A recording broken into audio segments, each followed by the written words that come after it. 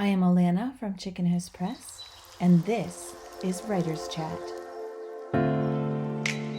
It feels like it has been forever since I did a Writer's Chat interview with one of the Chicken House Press authors. I'm bundled up against the elements. It is very, very cold here where I am in Canada, in Ontario. We're in a cold snap, and it's actually been too cold for me to work in the chicken house, which is where I'm sitting right now. I haven't been in here for almost a week. I came out to water the plants. That was it. So I'm bundled. I'm actually sitting on a heating pad. This is a heated blanket that's sitting on my lap. Uh, I have a peppermint tea. I am doing everything I can to stay warm. I'll forget all about the cold once we're into the conversation, but yeah, it's been a real slice of winter here, and I don't like it. I'm not made for this. Today, I'm going to be meeting with Nick Perry. I know he is already on the other end of this Zoom call waiting for me, but we're still early. So I am going to give him a little introduction before I let him into the room. Nick is a teacher from Port Moody, BC, and he has written a beautiful novel of literary fiction called Broken Water. Here is an early proof copy, which is almost what you're going to see when you get your own copy in the mail. Just simple, beautiful, gorgeous. This is a book that really moved me when I first read it, when he sent the full manuscript, in a way that it was in a way that kind of surprised me because it challenged some of my own ways of thinking and some of the things that I was brought up to think. And it just, timing was really important. It came at an important time in my life when I was doing a lot of exploration about my own faith journey, my own thoughts about what the church means to me, spirituality in general. What does it mean to have faith? Can faith exist outside of the traditional walls of the institution of church? What is church? What should a spiritual leader be like? There's so many levels to this book. It's very impressive. Obviously, I highly recommend it because I'm publishing it. Broken Water is set to release on February 2nd, and there's an important reason why that date was chosen, which I'm going to let Nick share with you. I'm just going to read you the back cover so you get a little sense of what's to come. Growing up during the new atheist movement, Declan Murphy never quite believed in the existence of a higher power. But when life throws him a series of challenges, his lack of an Axis Monday has him latching on to the one vision that feels right, becoming a Catholic priest. This emotional and thought-provoking story follows Declan as he navigates the conflicts between his personal beliefs and his family's expectations.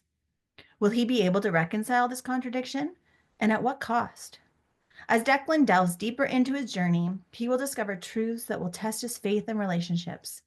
Will his quest to become a priest ultimately bring him closer to or farther from the truth?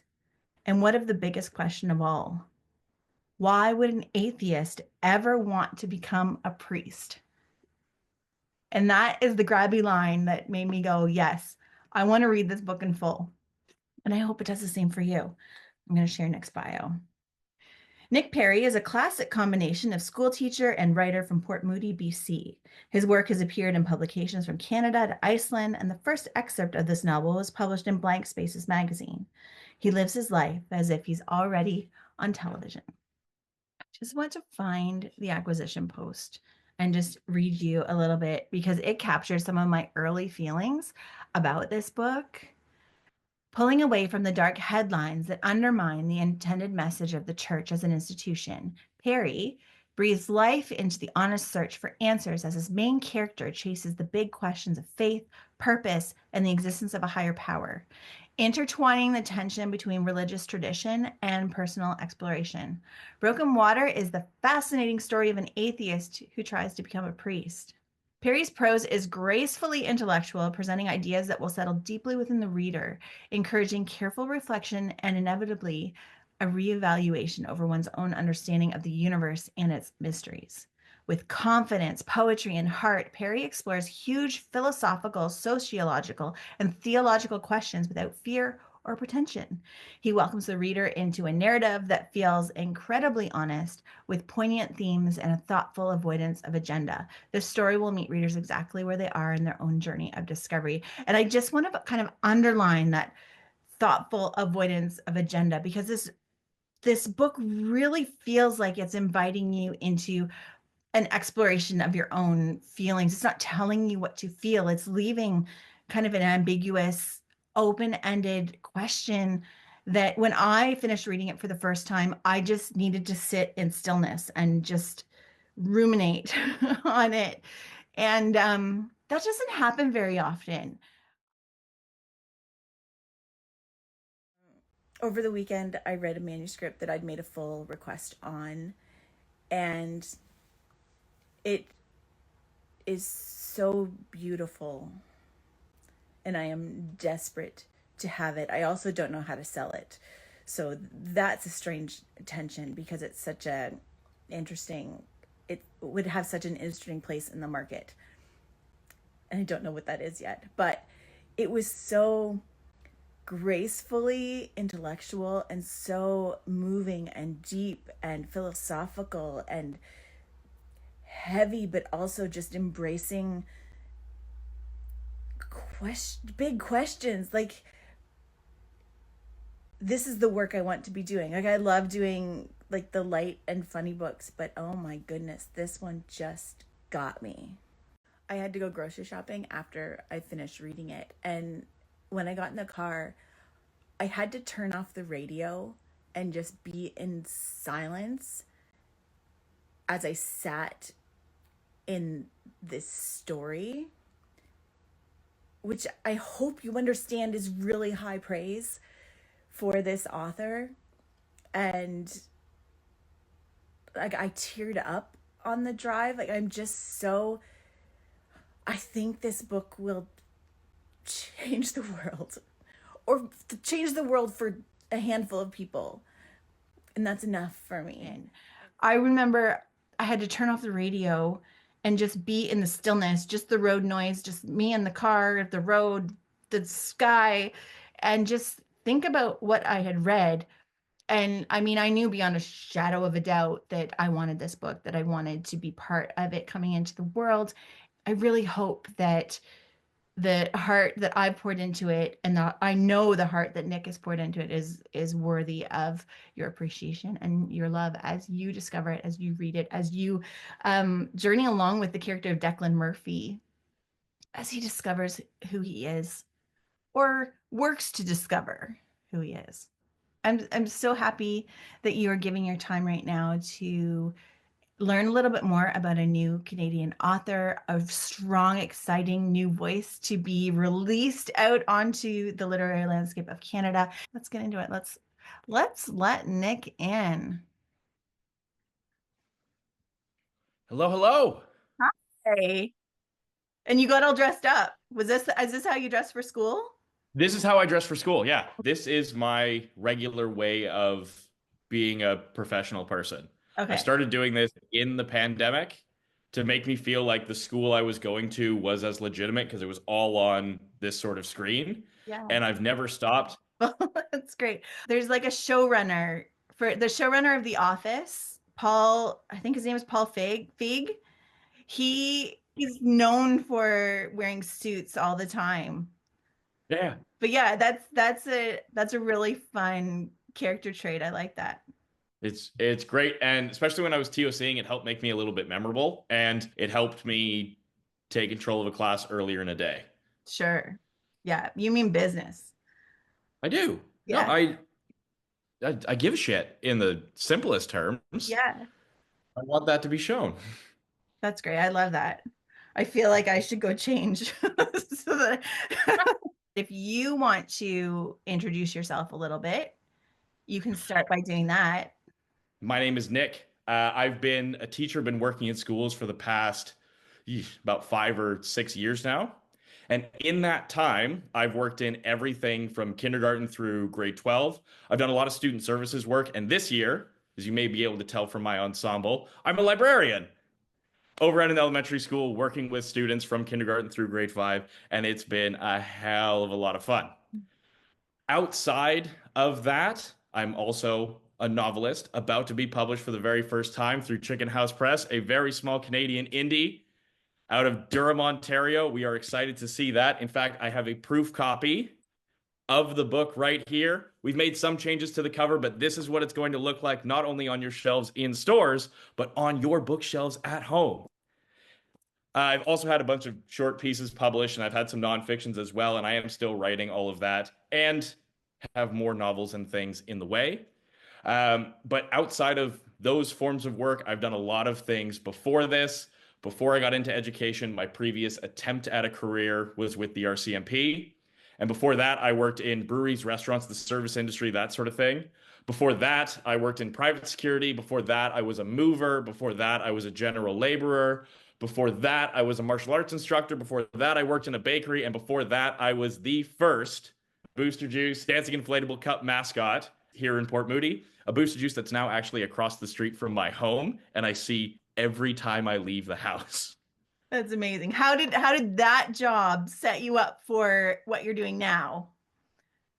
Booster juicing? Yeah. You know what? It was a strange job in that my brother was working at the Starbucks at the time because the way the neighborhood or the development that I live in, it's a bunch of towers with shops and things all around the ground, and it's fairly new. Like all of these towers went up in about 2007, 2008.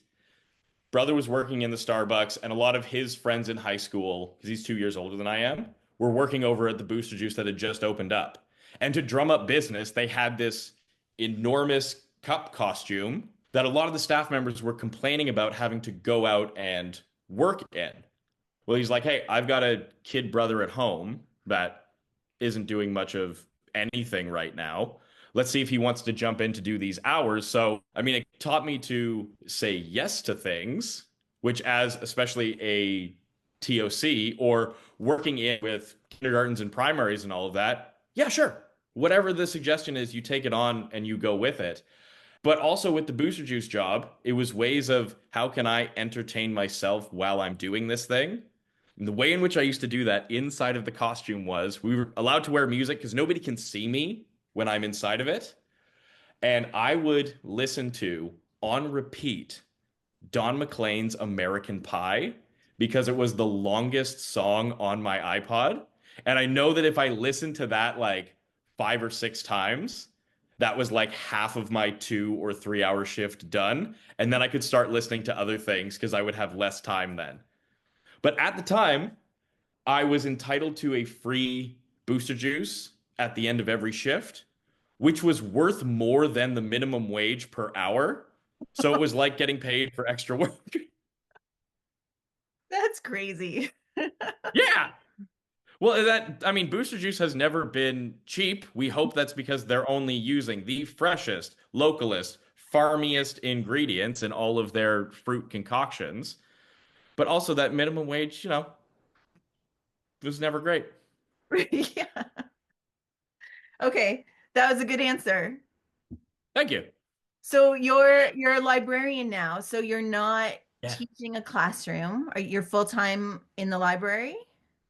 Yeah, so I do the prep classes. So Okay. I will see all of the primaries once a week, Yeah. in which we'll do things like story time, we'll do building stuff, and then facilitating the book exchange.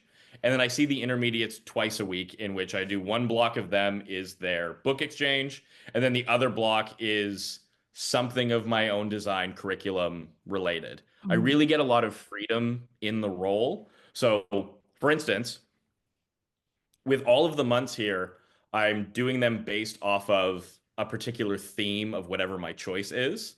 So for the primaries, all of our stories that we read circle around this big idea. The one we have because it's January is how can I try new things? Mhm. And we're reading stories about kids that are doing things for the first time, feeling a bit nervous, or like the story that I read today is one that you might even be familiar with, Something from Nothing. Something from Nothing. It's a story in which it's adapted from an old Jewish folk tale in which a grandfather makes a blanket for his grandson when he's a baby. And then as he grows up, he outgrows it, and his mother keeps telling him to throw it out. but then he keeps going back to the grandfather who can make it into more and more things. Mhm. And by the end of it, when the kid's like a teenager, all that's left is a little button, which pops off and he loses one day. But then he realizes there's just enough material there for a fantastic story. You realize that this whole thing is all of this all the way back. The kids are going absolutely bananas for this one because I read it like Robert Munch, Yep. as I read most of my stories. And at the end of it, we come back and we talk about, in particular, on the theme, like it started as one thing, this big blanket, but we noticed we could keep turning it into new things all the time, a vest, a necktie, and all of the discards, because there's the illustrations that are up here, and below the text, we were following along with like a family of mice Hmm. who pick up all of the scraps and then they make curtains and bedspreads and clothes for all of them. That as all of these new things go away and become old, they don't have to because we can still remember them as they were when they were new. And when I'm talking with kids who are in, the first or second grade, they're learning how to write things. And I'm like, once you learn how to write down a story, things can stay new forever. And every time you go back to them, it'll be right back as it was in the perfect kind of way. When I'm working with the intermediates, where I have a bit more time, like what we did today was improv games. Like, are you a fan of Whose Line Is It Anyway? You remember this? Yep. There was a game they used to do on there called Props, in Yep. which they were given two ridiculous objects and have to go back and forth and try and come up with as many new ideas as they could. Well, I raided the gym closet and I picked up a bunch of weird things and we watched a game of props and they noted down all of the things that they recognized. I had to help them with a lot of references because it's a boomer show. Yeah. And like at one point, Robin Williams does Desi Arnaz, Ricky Ricardo from I Love Lucy. And I was like, listen, don't write this one down. You don't have to. He's being a Cuban nightclub singer. It's all fine. But then we turn it over to the class as we say, if you get stuck at looking at any of these objects, what size is it? What shape is it? What color is it? What are other things you know that are that way? And how can we then use this object to make those connections in a way somebody else will understand instantly? Mhm. And we'll know they'll understand because they'll laugh. And then you give them the rest of the time to get these things here. I saw things out of some of these kids that I know have struggled with like reading and writing things Mhm. that were just astounding. Like I gave one group a step stool and I watched them turn this thing through all the ways through space. And they were like, this is the front of a ship, or I turn it over and here are the wheels. This is now a faucet. This is a soup bowl. This is a cannon. It was fantastic. So you get to foster this imagination, which is such a great privilege. That's Yeah. And I really, get health really benefits fun. too. Like this is great. Yeah, that's awesome. My kids are now in high school. So Mhm. when I went to visit their school and saw their library, I was so upset because they've moved into a new building and Mm. almost everything has been reduced, yes, to digital. So there's like one shelf of physical books and it Yeah. just broke my heart. So do you get to do you have to fight to keep books? Do you have shelves and shelves of books? Like is it a real library? I ran the numbers last week because a Yeah. bunch of the kids were asking. Our school is not huge. We're Mhm. 19 divisions, we're about 400 kids. Yeah. When all of the books are in the library, we have 8,000 books. Okay. Now, many of them, because they're children's books, they're like a centimeter Yeah. thick and all of that. Yeah. But our library is incredibly generous. I keep adding things to it. I had a whole box of things from our last book fair that got donated or that I bought that are now up there on the shelves. Yeah. And what I'm noticing in some places is, again, this is back when I was TOCing and all of that. New schools have a very tough time with this because in all the kit Hmm. that at least out here in BC, when governments come by and they say we build a school, they don't have any money in that, or they don't give any money for a library. Hmm. So the elementary school that I went to, for instance, I was there in kindergarten in its first year open, and the library was empty. We had to spend that Hmm. entire year fundraising and donating until we could fill up the entire room like that. In library classes, kind of in general, there is a tilt away from them being just literacy places to being more what we call STEAM, science, technology, engineering, art, math sort of things. So Yep. this is where we have more manipulatives and construction and engineering toys and all of that sort of thing, which I'm not against, and I have them in there. But because my admin in this case, lets me do what they trust me to do as a professional, Yeah. it's a huge thing on the literacy piece. It's a huge thing on the discovery piece. Hmm. We have a computer in there that the kids can use to look up books. And I can't tell you how many times a day I say, don't bother. Walk the shelves. Yeah. Look at the spines up and down. Pull things out. If you don't know where it goes, drop it off with me. I'm going back to do rounds again at the end of the day. It doesn't matter if it's one more book. Because when I find all of their stories that we read as a class, Mhm. that's how I find them.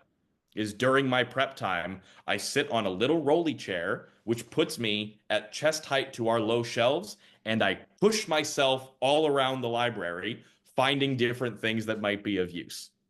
I love that. So just the visual of it is so fun. I feel like there should be some videos. It is, and that's also how I do a lot of my reshelving because Hmm. my cart holds enough that I can still hold that.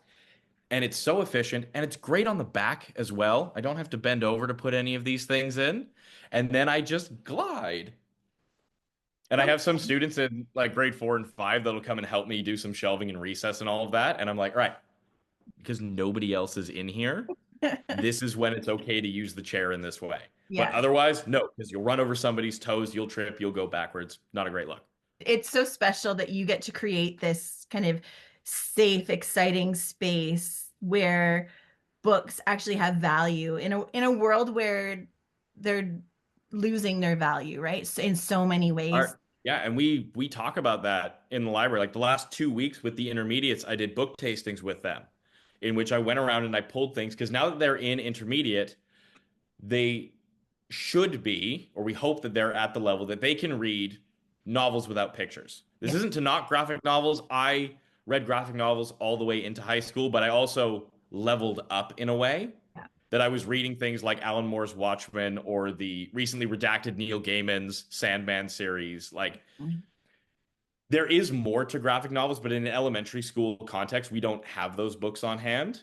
Yeah. And I want them to then start daring to try the new things. This is the theme of the month again.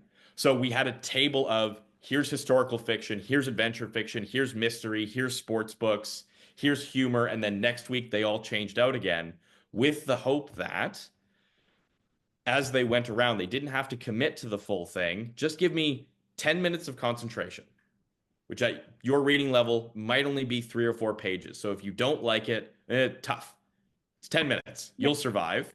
And if you tell me the book stinks and you can tell me why it stinks, when I go back through the library, I can still use that data and say, this shelf is overcrowded. Oh, wait, I know I can pull this book out, that it didn't work. It didn't land on multiple kids. Or there are some books that really landed that I know are parts of series. Well, when I'm looking to order, I can now start to order more in this series to better suit the interests of the kids at the very school. And I Mhm. tell them all of this to give them a participatory piece in this library. Yeah. That's amazing. Thank you for the work you're doing. I think it's really important. Yeah. So you've named a couple books that you enjoyed when you were young. Was there Yeah. one particular one that really kind of planted a seed of a love of storytelling or that set you on your path to becoming a I don't storyteller? know that there's one. Like, Mhm. I do remember a lot of the stories that are important and the stories that have come out of those stories. So, for instance, I was a really big Wheels on the Bus kid. I don't recall loving the Wheels on the Bus as much as I did, but I know because it's part of family lore that gets brought up. I loved that book and demanded that book so much that my parents hid it and told me it was gone. That's And so I just believed them because I was 3 and was like, all right, you're God. That's okay. yeah. So when my cousin, one of my cousins and his wife had their first, for shower gifts, they all asked on top of it, can you give us a favorite book from your childhood? And I was like, Guess what he's getting? I sent him a copy of The Wheels on the Bus, and he sent me back a message maybe about 8 or 9 months later, once the kid was a bit more on there. And he's like, dude, you won't believe it. He won't stop reading The Wheels on the Bus. I was like, I got you. It Yeah, happened it again. holds up. But those sorts of things were always around, always available. I always had full bookshelves as a kid, and it was a rule that my parents set for themselves that if I reached out and found something that I really wanted, they might hum and haw a little bit, but they wouldn't actually say no. Mhm. Or we did things growing up like summer reading challenges. You read so many books from the library, and then you got to meet the mayor at the end of it. Like I did that. It was great and cool. Yeah. But in terms of books that really turned it over seriously, when Mhm. I got into high school, my English 9 teacher, Mr. Leonard, Jim Leonard to the adults, he was one that let us have some freedom in the novel study and kind of taught us how to read a novel in general. And the book I read, I don't remember the author, but it's called 24 Hours. Mhm. One that I just pulled off at random. And because of the commitment, the book wound up meaning a lot more to me. And the assignments that we gave around that were all of great importance as well. English 10 and 11 were kind of okay back and forth. I had things that I liked, but I had ways of teaching that were not my favorite. English 12 was a formative course. My teacher, Liz Orm, was one of the best I've ever met. And I've been really, really lucky across my educational career. The number of fantastic teachers that I've grown up with has made me want to work in this district, which I now do. But Liz Orm's class, the text that she chose and the amounts of freedom that she allowed us. So when we did the novel study, she did essentially a book tasting where we had 6 or 7 options. And the book that I chose was a novel called The Cellist of Sarajevo. It's by a local guy out here named Steve Galloway. I've never met him or anything, but according to the bio, he lives out in New West, not too far from me here. It was a novel that wasn't about anything that I was particularly interested in or actually didn't know anything about. It was about the siege of Sarajevo in the 90s and the war and the fighting in the Balkans and all that. And it's based on a real account of it was like an apartment building got bombed out. Mhm. And somebody knew somebody in that building who, before the war, was a professional cellist. And what he did was he put on his proper cellist suit, like with the tails and the tie and everything. And he went out into the square and he played an adagio every day for 22 days to mark all the lives of the people that had been lost. It's an amazing story. And the Mhm. particular adagio, I found a link to it and I would listen to it in grade 12 because it was just a beautiful piece of music. The novel takes that event and then does a multiple perspectives story, mostly from a sympathetic sniper who is watching over him to make sure he can get through all 22 days. That novel was outstanding. I've read it once in my life. I read it, what year are we in now? 2025. I read it 12 years ago, and I'm talking to you now like it was the most recent thing that I've read. Yeah, She yeah. also had us read Death of a Salesman, which was the greatest play that I read in high school. That show is so, so great. Another one that I haven't revisited much, but I don't care that I haven't revisited it because I know all the things that it makes me feel. Final point, one that I didn't come to appreciate until later and didn't really come to appreciate until much later. She secretly taught us how to do the provincial exam.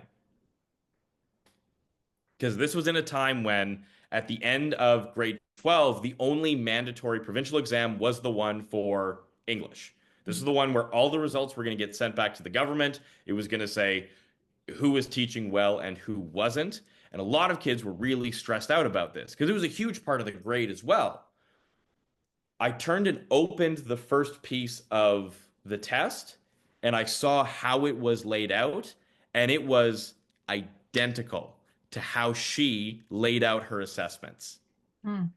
And I thought, Ms. Orm, this is great. I've done this before several times in pieces without her, to my memory, ever having said, we're going to do this like it is on the provincial. She just did it that way. And as it turned out, every provincial exam has a major theme that it's all looking over. The theme of this provincial exam was belief. And for the original composition, I wrote a short story about a couple of missionaries that go knocking on the door of a non-believer, and the non-believer convinces them the other way. I Really? scored a 95. Okay. So you've been on this journey of playing in this space of faith and how that fits into the human experience and the pressures from all different directions that are coming to people telling us what to believe. Yeah. And so that really comes to light in your book, Broken Water. This one right here, Broken Water, available at Chicken House Press starting on February 2nd. Yes. So this has been a long running theme or something that you've been drawn to. Definitely. The religious question is one that I grew up in. You can think of it like that. Like when I was an unsupervised teen on the internet, this was a major conversation. Like I don't know if it still is, but on a place like Reddit, for instance, when you join or if you don't have an account, there's a list of subreddits that are the default ones. Mhm. R/atheism used to be, maybe still is, a default subreddit. If you just went to this place, this was top billing. The people, some of them that are mentioned by name in the book, were on the news regularly to give talking head segments like this about their best sellers that were at the fronts of bookstores. There were television shows commissioned by networks like Showtime that were all about skepticism and disbelief. It's not referenced. It's not brought up anymore. It's not one of those things that if you made a decade show, or if you turned on something like, a CNN made one or a National Geographic made one, I don't know that it would make the 10-minute block between commercials. Oh, but there was this whole movement around, but there was. There was numbers behind it to say that there was enough, and it's had an impact that is connected without being totally transparent. Like a lot of the ways that people still talk online were formed in this sort of way. Like anytime you've ever heard any online video or online person saying like I destroyed them with facts and logic, that's new atheist speech. Mhm. I was there when it was written. Stop biting, stop taking my things, meet your own political grifting purposes or whatever. But this has been a major piece of the culture that I grew up in of a skeptical, unflattering, polemic way of expressing ideas over a new means. There's a scene in the book where Declan and his father are watching television, Hmm. and I don't remember the details exactly of what was on TV. It was I think, Hmm. a news report or an interview or something. But Yeah. was that you sharing a real experience from your life? Did you watch that program live? No. Okay. I made the conscious choice to not put my own experience in Yeah. that part of the character so that I would always have someone to be confronted with that wasn't just me being lazy going like this. Now, a lot of things that Declan does and thinks and believes, yeah, we're the same. But I can also say that about Father Rogers. I can also say that about Jacques Lid. There is the certain of me and all of the characters there. The idea of the news report and all of that is not what happened to me. To be totally frank, I don't actually know when my switchover turn moment was. Mhm. Because I grew up in the Anglican faith. I was baptized into the Anglican church, and my family are all still believers, as the Murphys are all still believers, but differently.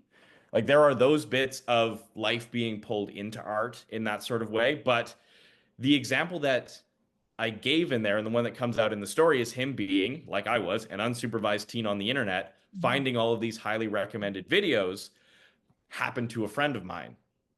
This idea of someone who had been a very, very firm believer. And in his case, it's not the Stephen Fry video. It's another one that Declan watches, which is Sam Harris making the argument Mhm. that it's like a 10-minute bit. And he says, I don't know what happened. I found it. And then I watched it again. And then I watched it again. And then I watched it again. And then I went, oh no, because Yeah. he realized now he was detached. Yeah. Yeah. It resonated in a new way. Yeah, right. And it was new information in a Yeah. way that was excitingly told. Like so many of those men and it is all men, with the exception of, I forget her last name. Her first name is Ali, and the book that she wrote was called Infidel. Mhm. It's an all male movement, pushing itself up to the fore That's because interesting. it's Hitchens, Dawkins, Dennett, Sam Harris, and then even like the minor figures that do other things but also did it. Stephen Fry, Neil deGrasse Tyson, Lawrence Krauss. Like, it's all dudes. I think one of the most important things that your book does is that it doesn't answer the question. Mm. It's and maybe you meant to answer the question. I don't know, but I think it leaves it really open for the reader to make their own decision about what direction. And I don't think your main character even has his answer yet. I think he's still kind of living in that kind of gray space of I don't know where I fit, but I'm close, maybe a bit closer. Yeah, and as he shouldn't. He's like 21 years old. Yeah. There's a lot more that's going to happen to him over this time, but over the course of this book, and the book takes place over the course of basically a summer, the absolute basis necessity of whenever I want to tell a story or think about a story, all that it has to be is that this is a moment of major importance to whomever it's happening. Mhm. Because, like, I am absolutely certain that for the rest of his life, at any social family get together, like Christmas or whatever, his sister Celine is going to make some crack about the summer he tried to become a priest. No Yeah. matter what he does with the rest of his life, this is still going to be one moment in which the family all was together in this, dealing with a particular point of note that then they went on from, but will always be linked back to. Mhm. I the addition of the sister adds such a nice break of just Hmm. levity in the midst of kind of these heavy questions. She's really fun and really like Isn't she? she's surprising every time. And I don't know why, but because the book has like a almost a somber tone because it's very thoughtful and like we're dealing with big questions. And Yeah. then the sister pops up and is just a wild card. She's really, Yeah. really fun. You did a Yeah. great job with her. That was the first time I'd ever felt like a character ran away from me. And I've heard this said by other writers and these sorts of things. They're like, "Oh, I don't know what happened. It was just suddenly they're Yeah, taking over." And this is where like uh there's one chapter in which it's a phone conversation between yeah, him and her. yeah. From a story perspective, all that needs to happen is that she gives him a suggestion that moves the story forward.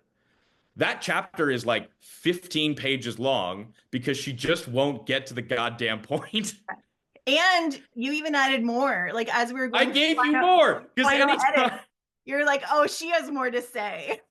anytime I went back into that Yeah, section and I was just on the phone with her and I was like, no, wait, she's going to talk about the stairs in Montreal. yeah, And this is just the thing she's focused on because I'm sorry, that's who she is. yeah. And every interjection that Celine gets into this story just makes me crack up. Like there's one point when Father Rogers asks her, "How are you?" and she goes, "Peachy, Father." I was like, "Oh, you Just middle child rascal." so much personality. Yeah, when like in that phone conversation, that was one of the ones when I was going back through it and I was like, if I ever meet a publisher that's going to try and push back on this section, this is the one that I'm locked in. Do not touch this. This is Really? fine. This is perfect. This is what I'm really, really happy with. Yeah, yeah. That's fun to hear. I like that. Yeah. Well, and like the characters themselves took a while, some of them. The last one that it took to figure out was Declan himself. Hmm. Well, he doesn't This know who dude, he is. well, but like he changed so Yeah. much in all of this. In the very first draft, like the first four chapters of the book are totally different in that terrible draft. Mhm. And for a lot of that, he's almost like a Larry David character Yeah. in which he just keeps putting off or shunting aside any of these potential job prospects and all of that, which was kind of funny, but also, as my professor beta reader said, also kind of off putting. Yeah. And then throughout the rest of the story, he was very much like I don't know, you don't want to say like a learned helplessness, but that kind of guy, the one who's always just like, can you solve my problem? Which then made him a little bit grating to go on. He didn't have any pure sense of his character. Mm. It wasn't until like the last way through all of the way that I was like, the points of what he believes to be true and honest are absolutely fundamental to what he believes. Mm. And reading in some other writers that aren't in the book, but could then, oh, fill me up with this. Like one writer whose fingerprints are absolutely all over that is the Portuguese master Fernando Pessoa. Because Fernando Pessoa put together this little number right here, the Book of Disquietude, or Book of Disquiet. It's translated as both ways. This is the first English translation, anyway. And this book is like there's no narrative, they're all just collections of thoughts that he had. And Mhm. it was all published posthumously, literally found in a giant trunk at the end of his bed after he died. But one of the things that he reckons with, and a theme that goes through that book all the way through, is looking inwards, realizing that there is an infinity and being kind of worried about that. Mhm. In comparison to someone like Walt Whitman, who in his American democratic brand new everything ideals, Whitman is all about the excessive, the multiple, the let's celebrate everything. It's everything is great. And then we get this kind of more thoughtful little European guy in his small glasses and his presses that keep failing. And he's like, man, this is something that is absolutely true for me, but like, huh, I'm not sure what to do about that. Mm. And once I had that sort of level of inspiration, like Book of Disquietude for me is a 6 out of 5 read. It's Mm. one of my absolute favorites. It's one that I pull off the shelf when like there's 5 minutes remaining on the oven timer and I just want something to do that's not my phone. His means, even through translation, of describing particular emotional states or particular times of day is unparalleled worldwide. Mm. He's an absolute master, and he's only getting more translated within the last like 10, 15 years or so. So you're a voracious reader, like Yeah. just prolific. So I follow you on Instagram. You're always sharing these books that every time I see them, I'm like, he's so much better than the rest of us because you're reading, because everything you're reading just is of quality, and it's like this heightened literature compared Mm, to the reading that I'm doing for pleasure is Stephen King. So, I mean, sure. apples and oranges, but what is it that keeps you coming back to reading? Have you always been such like have you consumed like this your whole life? And what is it that's drawing you to kind of those higher level, headier literary choices? Yeah. It's it's absolutely tireless. There's always more to discover. And I'll plug the book that started all of this because it's also back here. When I was at the end of my second year of university was when I really started to get more pleasure and more interest out of these things. And my favorite professor, Ariel Fuenzalida, who I just got back into contact with and is going to be reading the most recent draft of my next book, which I'm absolutely elated about because I haven't talked to this guy in like 7 or 8 years. And he was like, of course I remember you. You're one of my favorite students. Ah. Anyway, at the end of second year, we were just about to leave, and I was like, hey, anything to recommend over the summer so I can keep my mind up and all of this? And he was like, whatever you do, go out and find anything by Jorge Luis Borges. And this is the book that I got. This is all of his short fiction. And Borges was a poet primarily. That's what he viewed himself as. But he also wrote these incredibly short stories.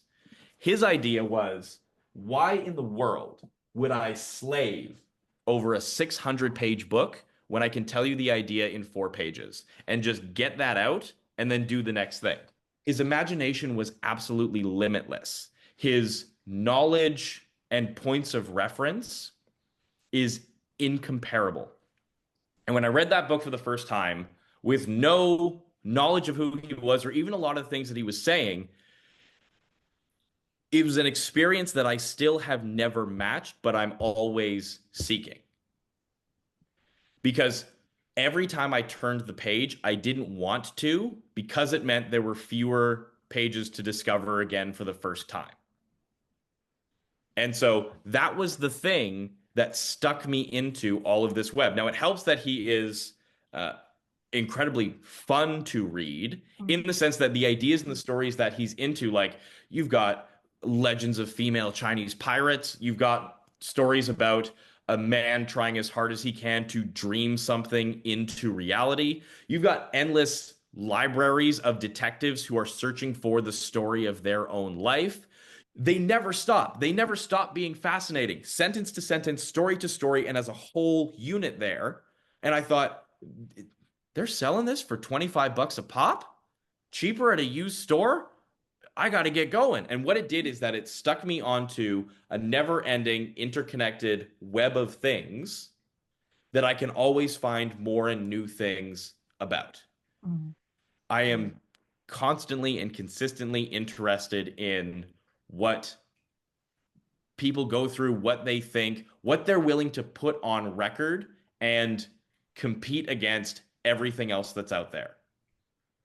And because so much of it is available to me, because I speak English, I speak French as well, and I read it, but not to the same level, so much of that has been translated, but not everything, that I have access to the entire world from my living room.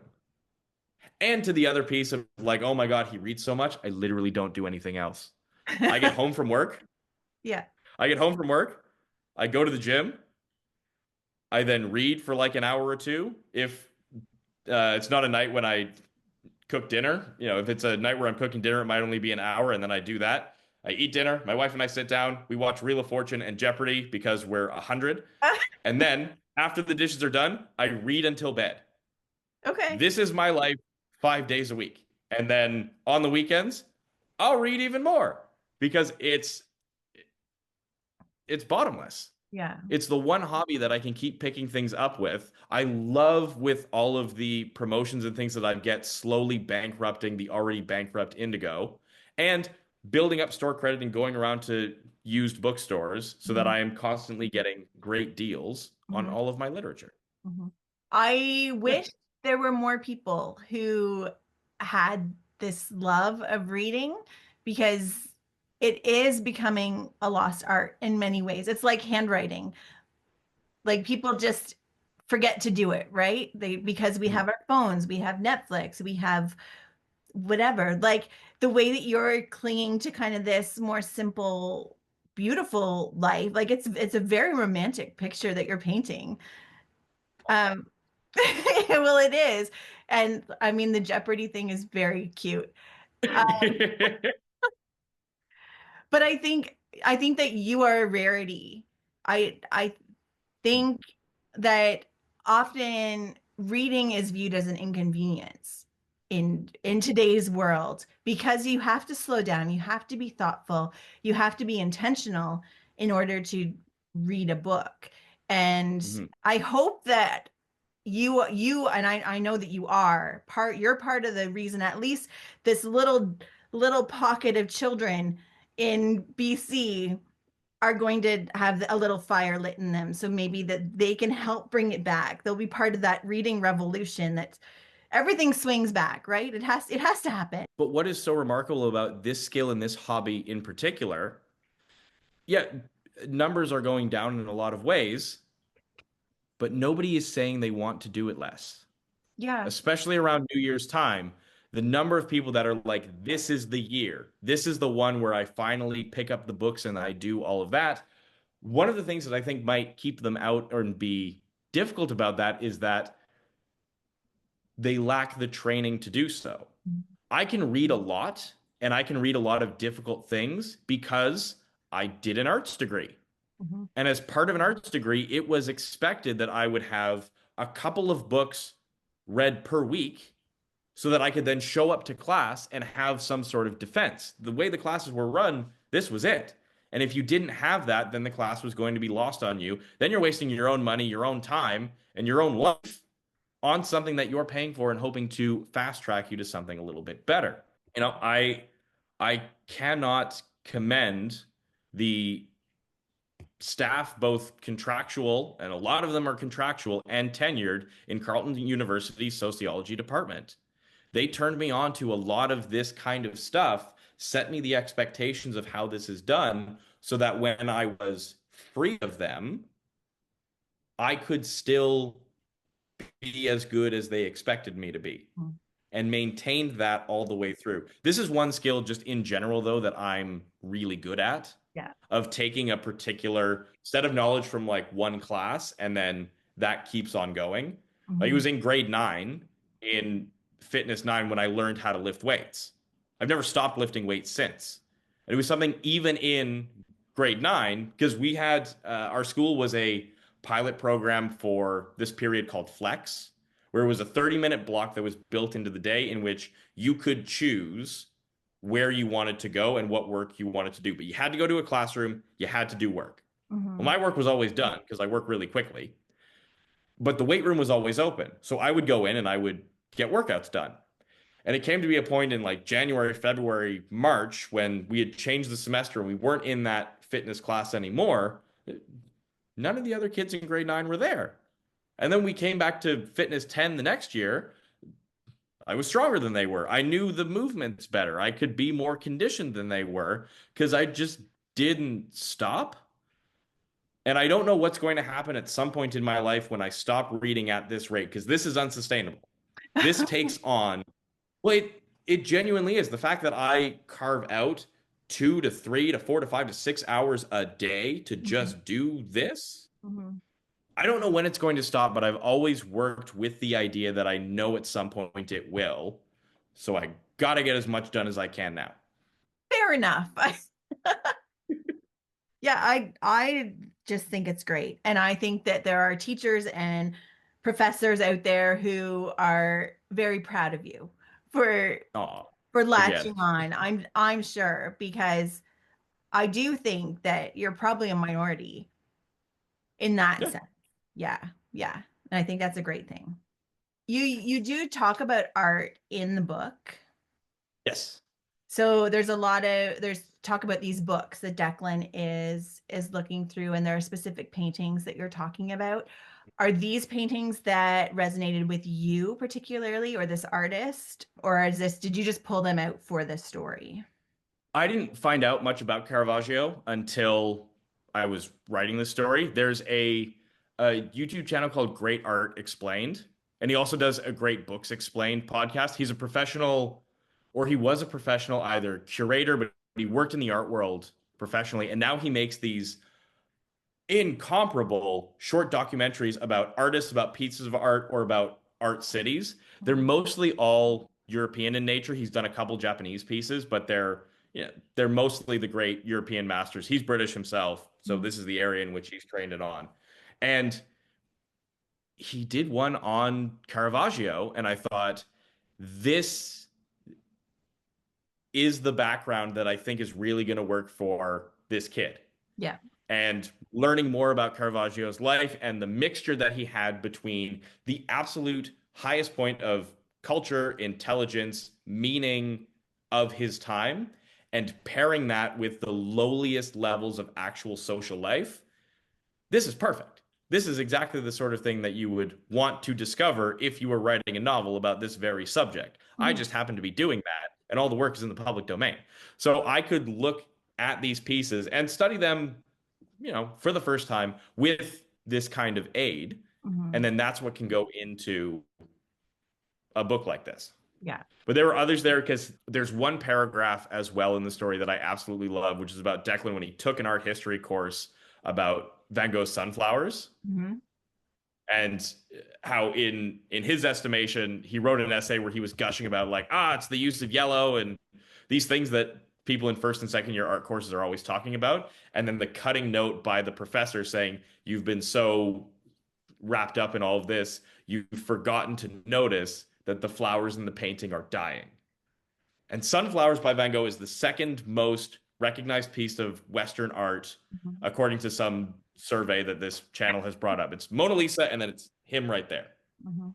And I thought about leaning more into the Van Gogh angle because he's an artist that matters a lot to me. I went to one of these immersive art exhibitions that I thought I was going to be able to sneer at and use all of my critical and cultural theory to be like, they're demeaning all of this. It's art in the age of mechanical representation, all of this. I was so sucked in the whole time, so much so that when we left the exhibit and I stepped out into like the Vancouver Harbor, because it was at the convention center right downtown, I saw the trees and the rain in big, broad strokes of oil. Mhm. Everything was still moving that way. In the same way that, like, if you stare at a hypnotic circle for a Yeah. while and then you take your eyes away and everything is still spinning, Yeah. this was the total all-encompassing effect of that. But it didn't fit the story as well. So Mhm. while Van Gogh is mentioned a couple of times, he's not the one that made the most sense. So I Mhm. didn't use him. And well, what you did do was compel me to look up this artist and Mm. see. I think there's a painting of is it John the Baptist? Is that one of the ones that Uh, you mentioned? Yes, I can't remember what they're all called off the Yeah, I top don't of know all what the they're ones. called. It's very dark and He, violent and oh yeah, yeah, so it like really I he hope does that not shy readers look it away. up. Yeah. Yeah, it's Mhm. very Yeah, interesting. like he really doesn't, and yet there is still the light and the Yeah. calling and the beauty and all of that that Yeah. you would expect from Christian art from this time. Yeah.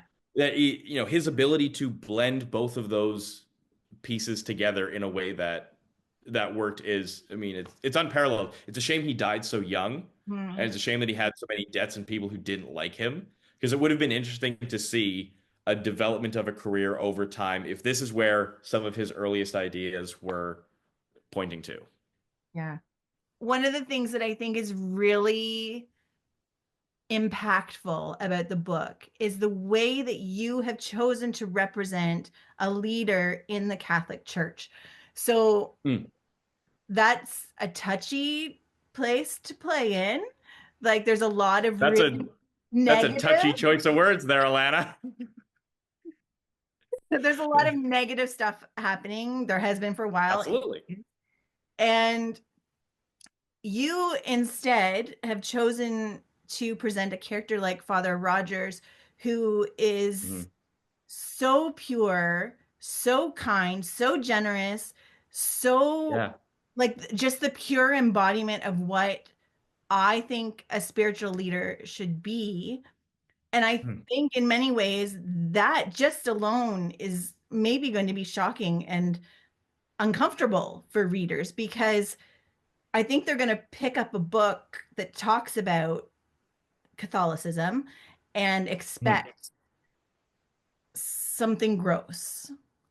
And I Yes. love Absolutely. that you're showing another side of that and that there's possibility for goodness Hmm. in that space. And I think that that's really actually really powerful. Hmm. Now Yeah. there are many reasons for this, but one of the ones that's most particular, if I made him that guy, it all would have been too easy. Hmm. One of the things that I've found in my own life is when we're watching the sorts of people that get on screens, do these sorts of debates, they almost have to embody a certain kind of character of a person that they have to keep representing every time they go on stage. They really can't backpedal or switch on any of these beliefs. So, like a Dr. Frank Turek, for instance, who did a lot of the debating from the Christian side. I mean, the man is a bulldozer on the mic. He is a bit of a bully, but he's very, very firm in the things of his faith. And I don't think there's ever a moment and anybody that he would talk to that would ever shift his public position. Hmm. Those sorts of people are too easy to dismiss. And what I've found, especially as I've grown up, I go into places where I expect to meet people based on certain things that they do or they think or whatever, and they're always just off of the stereotype, no matter what. It doesn't properly encapsulate them. And so, what do you do when everything you know of organization that you don't really participate in has been, I mean, essentially the movie Spotlight? And yet, when you go back to it, you meet somebody who is the genuine article of the opposition. Like Father Rogers, he's worldly, he's patient, he's incredibly well read. The man doesn't stop smiling just as a guy. And so when you walk into this situation expecting antagonism, but you are instead met with something else entirely, what do you do? Mhm. And this then makes things, I think, much more narratively interesting than even like if he was a sympathetic villain or this sort of way, or an anti-hero or a different kind of character like that. Like, no, I'm going to challenge you that the force he should be running into is going to get out of his way. And only when blowing past him does he realize, hang on a second, I might actually need something here and gain something from Mhm. someone with whom he vehemently personally disagrees. It Mhm. was very important to me that all of the believers in this novel are unflinching and that they express variations on the form of belief, which, in my opinion, on their side solidifies the omnipresence of belief, and on the other side says clearly this is cracked and unfinished. Because the way that Alan the father believes is most similar to Father Rogers in the sense that it's a personal connection, something that he felt once. Jacqueline is very social about this whole thing. Father Rogers is a bit more heady, and he has that idea of, well, I think it's a bit of a pantheism situation of this same entity has presented itself to lots of different people and the interpretations have been different. The idea that he gives is that he believes that trying to find God is like always reorienting a mirror and you're hoping to get the whole piece in, but it doesn't fit. Uh, Celine believes somehow in a way that I'm sure you would never want to have to ask her. And I think if there's anybody else that is semi kind of wavering but holds true for reasons of tradition and importance, it's the eldest sister, Hélène. Mhm. Like she will absolutely believe it all the way through and run through that there is some sort of a higher power or existence in all of this, whether or not she chooses to practice or whether or not she chooses to live the most, shall we say, Catholic life with her single motherhood running on because it's a decision she wanted to make for herself and her own body. Yeah, there's so many layers and Yeah. so many ways that people approach faith or like how they choose to view the world. And I think that offering is what makes the book so rich because I think that any reader is going to find themselves in one of those characters Hmm. and also be able to sympathize and empathize with the other characters as well, which I think creates a really interesting tension as you're reading. And Mhm. like I know when I finished the book, I just had to sit in silence and be like, I don't know how I feel right now because it took me in so many places. And I grew up in an evangelical Christian home, Hmm. so I could relate a lot to that family dynamic of mom and Hmm. dad are taking the kids to church and you believe because your parents believe, like that kind of whole structure, and then relating to Declan asking questions and feeling a lot of just comfort around the fact that he found a space with Father Rogers where he was allowed to ask those questions, that Father Hmm. Rogers didn't say doubt is a sin, which I think Hmm. sometimes people who are questioning come up against, that Yeah. you can't doubt, there isn't room, but allowing room for doubt allows real reflection. It allows space to have Hmm. deep thoughts and to explore. The world's so big, like there's so much to think about. So I loved the journey this book took me on, Hmm. and it reminded me of a lot of different phases in my life. And I think and I hope that it does the same for other readers. Yeah. Do you have a goal in mind? Like, you finished this manuscript, did you then think, I hope that a reader feels this about it? Did that enter your mind?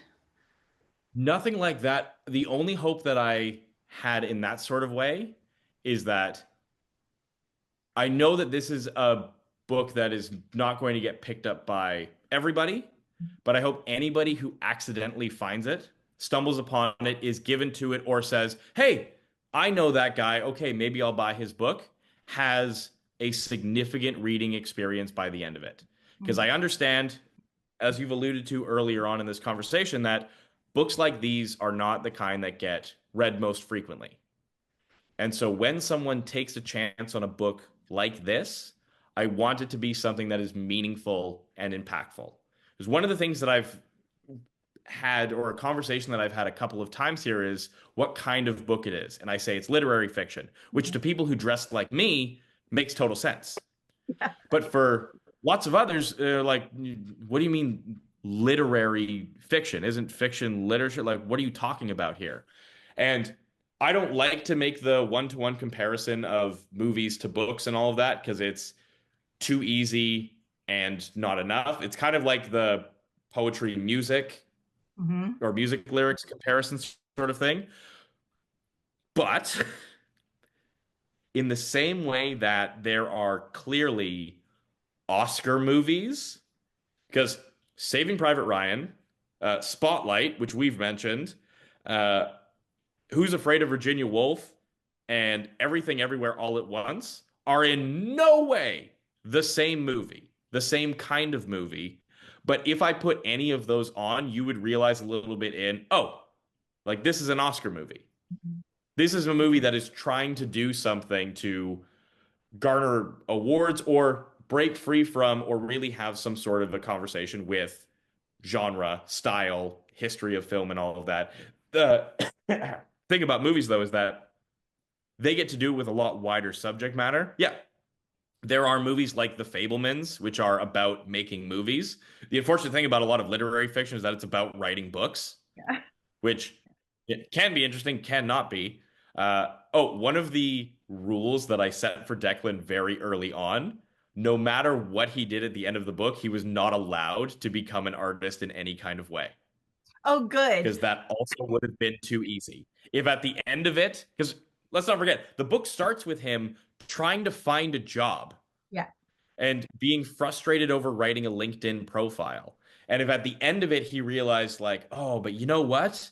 Man, I just got to write novels. No, that would have been the worst ending I could have imagined. And once I scrapped that, then I have what's in the actual ending, which readers everywhere can find February 2nd, Chicken House Press, Broken Water, Nick Perry. It's all right there. Please get it. Very good. Very good. That's good. What a disappointment that would have been.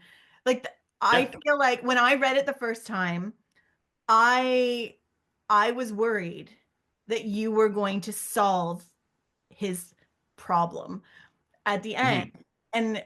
And I really didn't want, I thought this is going to be so strong if he leaves it open. And so I was so worried. And then I got to that ending and I was like, "Ah, yes, yes, he did it." Yeah. And then I sent my "let's do it" email. And the rest Yeah. is history. Here we are. Yeah, here we are. Let's talk about Canada. Let's talk about Canada. So the novel is set in Canada. You have references to Canadian things throughout. Mhm. And I know you have some strong opinions about Yeah. Canada's role in the literary space and Mhm. what we can be doing better. I'm just go. Just Just just talk go about for a that. second. Wherever Well, you you know want to. what? I gotta say, I didn't think at the time that I was being as harsh as I was in that coffee chat. It was something that a couple of people afterwards, they read it and they were like, "So, you really called out a lot of names there." And I'm like, who's gonna find it? And if they do, fine, I stand behind it and all of it. But it's a really difficult thing in Canadian fiction. It doesn't mean a lot if someone reads a lot of Canadian books. And speaking as someone who's in education, when we're looking at syllabuses for things, still, if we're going to do a lot of English language work that's not from Indigenous authors, which is now being separated and put into its own category, Canadian novels are not at the forefront. And there is something to be said for, well, we need to show them some of the best of the English language. And I absolutely agree with that. You still need to get your great English playwrights. And there are a lot of really great American novels and novelists that when you give it to someone who's 15, you can teach them a lot from it. Why don't we have those books as Canadians? And because this is going to go on the internet, this is where someone will come back here and, well, clearly you don't know about the big Saskatoon Four. And I was like, nobody does. That's the issue. Something else about Canadian fiction is that a lot of it is a drag. Like, I don't know how much Canadian fiction that you read outside of the stuff that you read for work here, but like, I think our greatest novel, Fall on Your Knees, is not a happy book. And when you go to the Goodreads for that one, all of the low rated reviews are people who bought it because it was part of Oprah's book club in the 90s and they were expecting something kind of uplifting and housewifey. Instead, Anne Marie MacDonald puts on them this most terrifying, brutal, unrelenting, cursed family drama that is a sensational read. I made my wife read that one not long after I read it, and it was like 2 weeks later. We were sitting around doing nothing, and she turns to me and she goes, "I'm still thinking about that book." I was like, "Yeah," because she's great, but it's also very unhappy. Another great Canadian novel is Richard Wagamese's Medicine Walk. And that novel is about an old Ojibwe man who's been cut away from all of his traditions when he was growing up in a 60s scoop residential school kind of era that has lost track of all of his traditions. And he realizes that he's at the end of his life.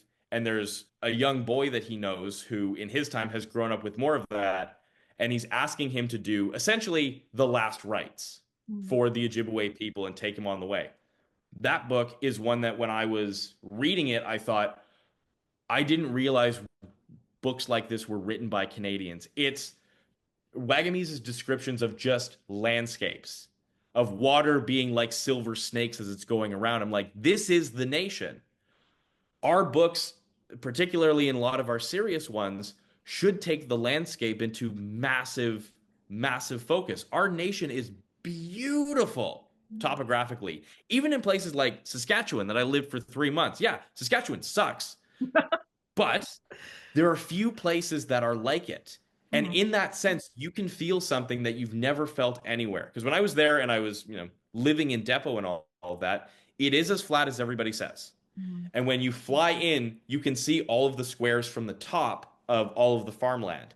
And when you're walking through, everything feels like you're in a Lego city because all of the concrete and all of the bricks are all put up there and they just get to a certain height and they're like, well, that's enough. The downtown core, yes, it has skyscrapers, but they aren't like this overwhelming presence.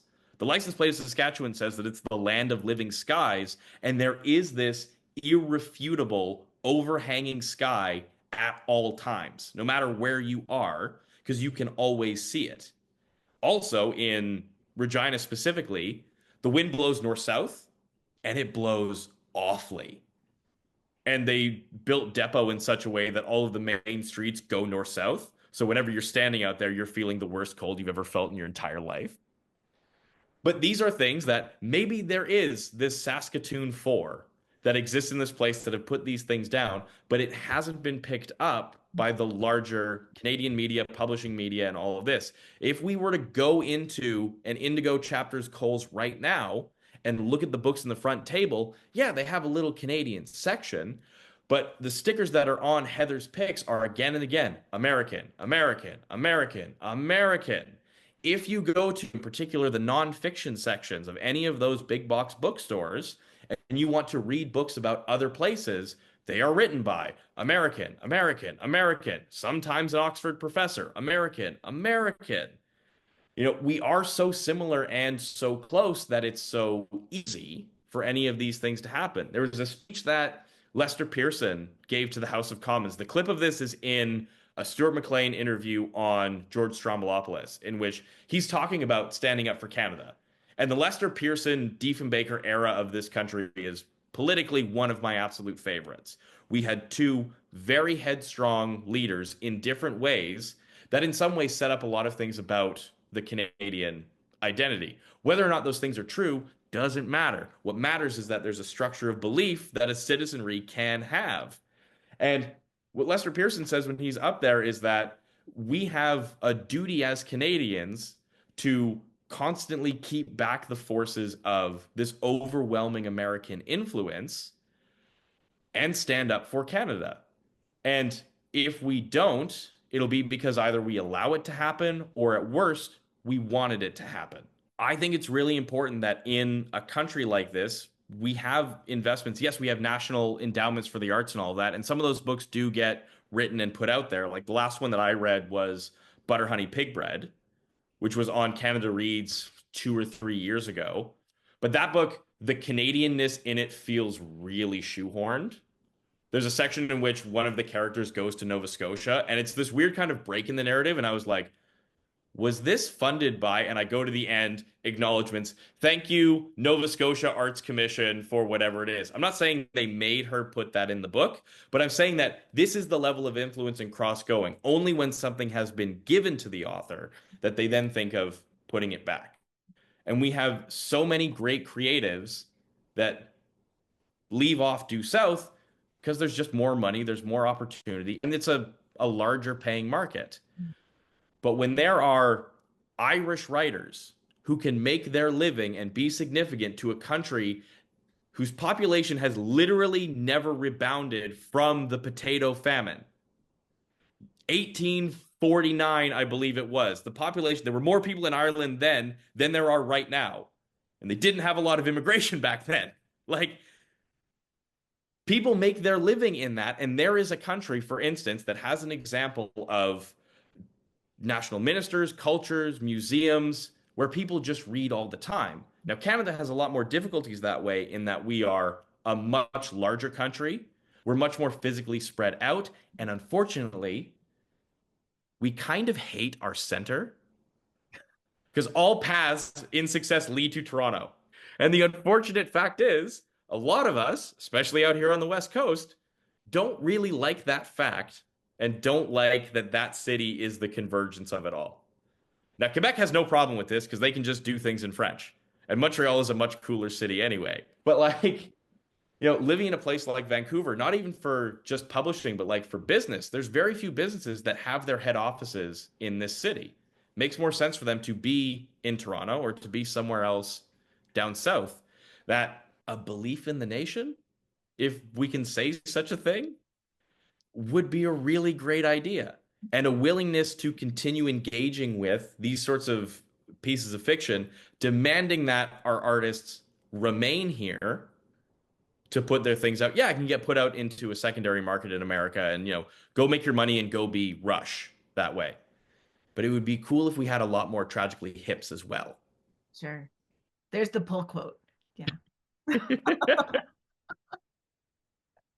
Especially when, like, over the last couple of years, I've really focused on international fiction.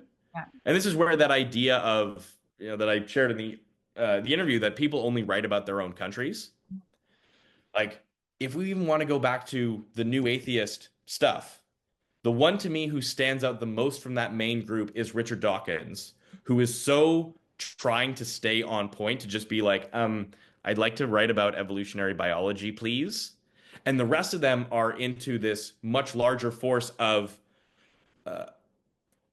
responses to 9/11 and, this feigned religious zealotry that is now on the rise and is going to be an existential threat in the country of the United States. And you get all of Sam Harris's books. One of them is called Letters to a Christian Nation. Christopher Hitchens, who lived in America for a long time, lived in Washington, D.C., and after 9/11 said, I have to become a citizen of this country officially. And then all of the other people in television and other personalities. This is an incredibly American movement that I think my book gives a more Canadian response to, of just saying, I'm not going to be so hard, quick, and fast about any of these pieces here. It's going to take me a little while longer to wander about through the space of what these things might mean. And whether or not I come to a hard conclusion, I don't think it matters as much because there is still so much more to see. Mm-hmm. So how do you open those doors to is it's just an ongoing conversation, right? Like we just have to keep talking about Canadian literature and Canadian voices and finding ways to amplify it, even if it is just a little publishing house in Durham, Ontario. Yeah, right. I'm a big CBC guy. I really, really like that organization. And I know some people who work for the CBC. And Mhm. one of the great freedoms that they have is that they don't have to pull ad dollars.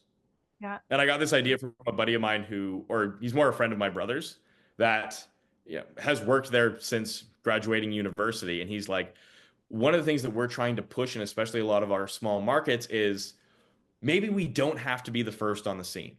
Maybe Mhm. we don't have to be the big scoopers because we have an established identity that we can focus on a bit more development in the stories or things that people just might not find somewhere else. Yeah. That the CBC can be a great hub for these things. And they do have things on them already. The Ideas podcast Mhm. is one of the greatest things on the airwaves. They're like 50, 55-minute audio documentaries on just whatever they want. They're all fascinating, every single one. And even though Eleanor Wachtel walked away from Writers and Company, I mean, that sounds a bit dramatic. She retired because she's been doing the job for like 30 years. Mateo Rocha stepped in immediately and now has Bookshelf or Bookends, as it's called here. These programs and these platforms exist. We just need to make sure that the writers are also focusing their stories Canadianly. Mhm. And we have, you know, a lot of stories that are worth telling about mixing and mingling with the Canadian identity from identities brought in from other places. Doesn't matter where they are. Could be England, could be America, could be India, could be the Philippines. Like we are an absolutely mixed nation that has drawn the world into one place. It's a really cool set of ideas that we get to work with. Let's focus them here. Mhm. Let's tell stories that it is impossible for anybody else to tell.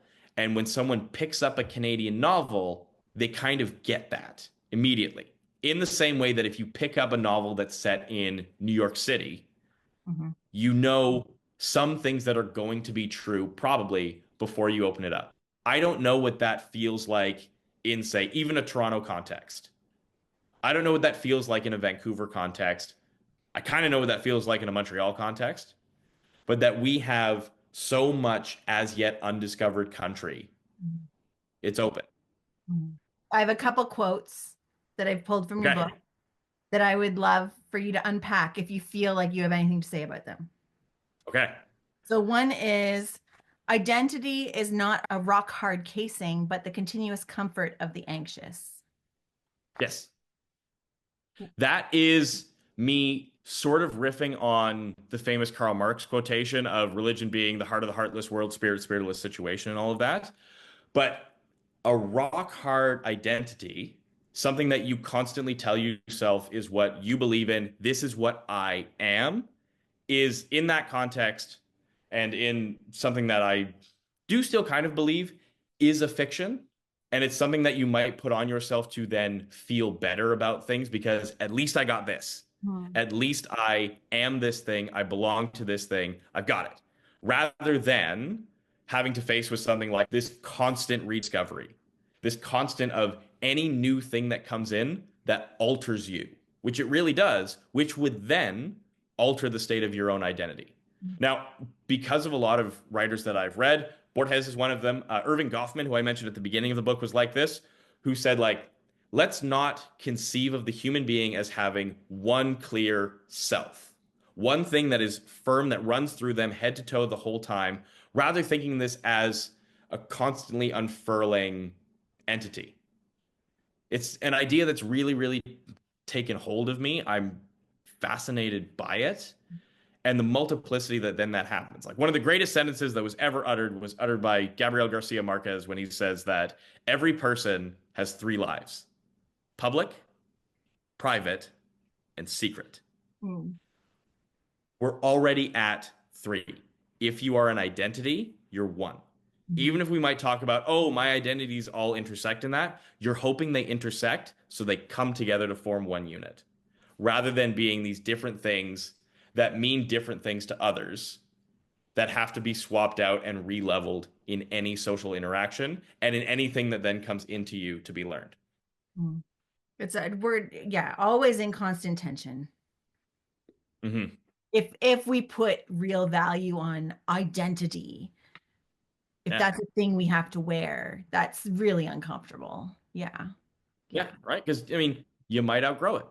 Something might happen to you, and if you not only have the change in that, but then you also have the loss Hmm. of this previously formed identity that no longer fits you, you're faced with a double crisis. Hmm.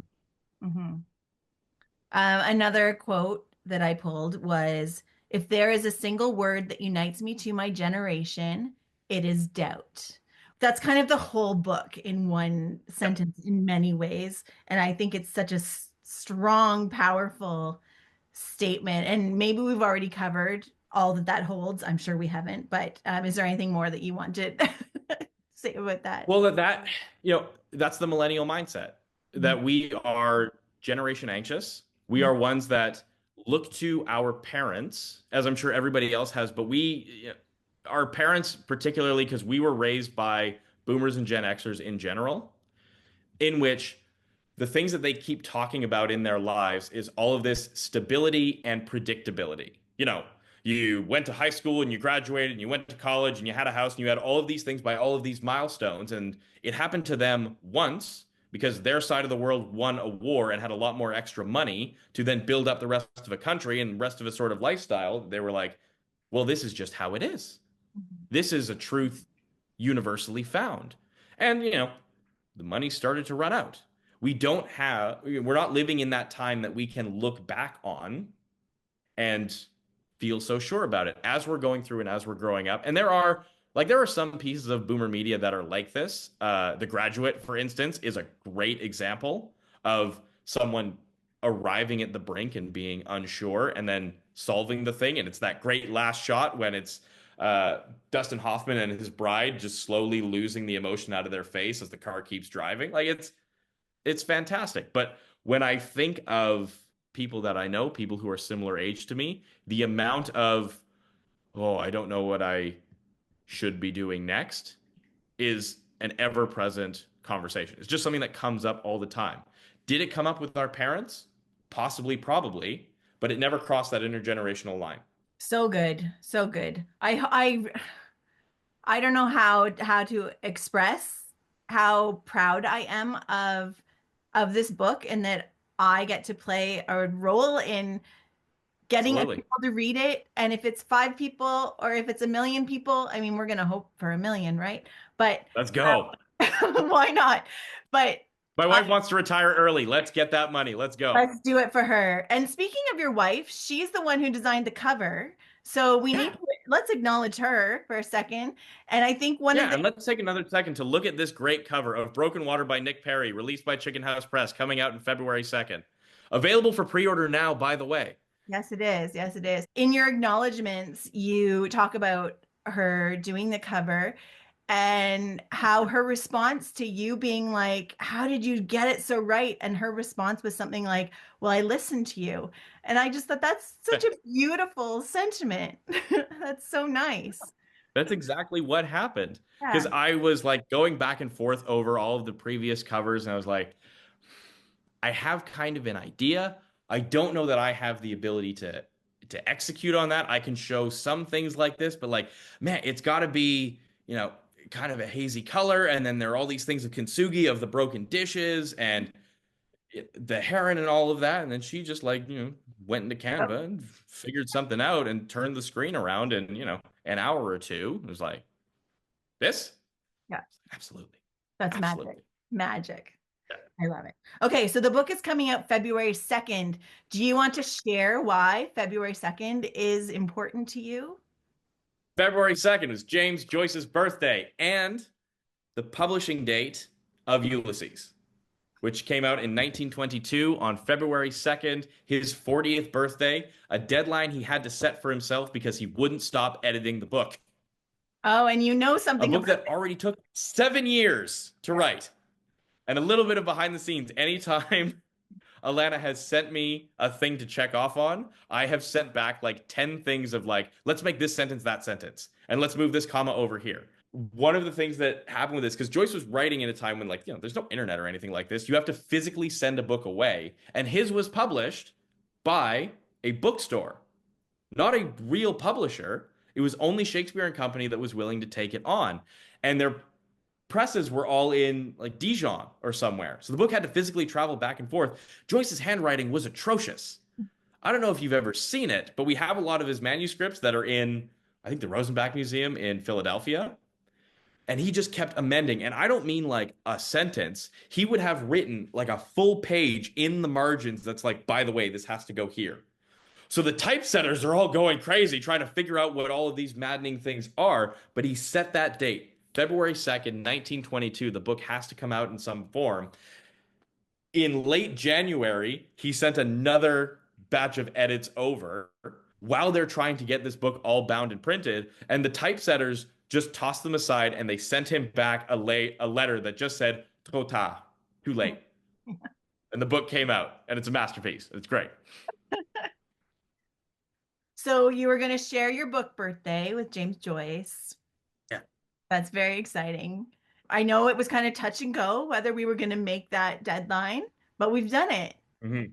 Yeah. We did it. We did it. We So said it. They get to have the same birthday. yeah. Do you have any plans for how you're going to celebrate on the 2nd?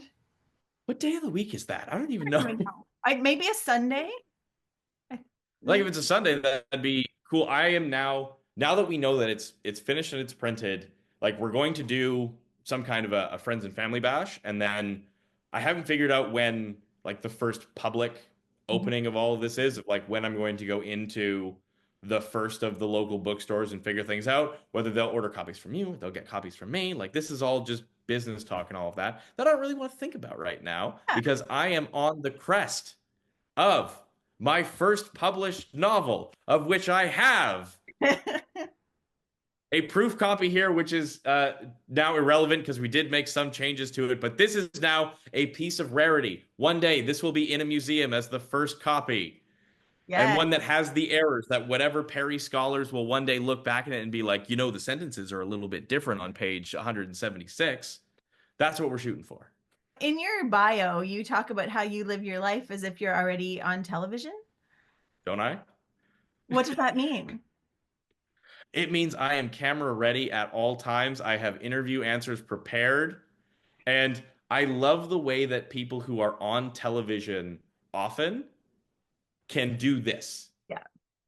And they have a certain sort of skill set for it. And I was like, I want to be that guy. Yeah. So when I was POCing, to bring it back all the way to the beginning of the conversation, after I listed out a lot of the things that I did and a lot of my interests and all of that, I turned the class over to a kind of mock interview where I would say, what's much more interesting for you and for me is an interview. You can go in pairs. You can put the whole class together. I've seen that happen too. But per group, you are permitted to ask me a maximum of 3 questions about anything. You can ask me about my work. You can ask me for advice. You can ask me to clarify anything. So long as your questions are school appropriate, I will answer all of them wholly, fully, honestly, and completely. You have 2 minutes. Go. Mm-hmm.